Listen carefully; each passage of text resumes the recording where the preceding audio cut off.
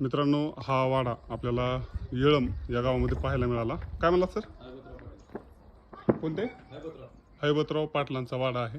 पाहू शकता मित्रांनो, किती मोठ्या पद्धतीचा हा वाडा आहे. एकदम जसा आपण सम्राट पाटलांचा वाडा घेतलेला आहे, सेम अशाच पद्धतीनं हा पण वाडा आपल्याला पाहायला मिळाला. आणि आता ही फॅमिली जी आहे, हे कुटुंब जे आहे, हे सध्या या ठिकाणी राहत नाही, त्याच्यामुळं वाडा बंद आहे.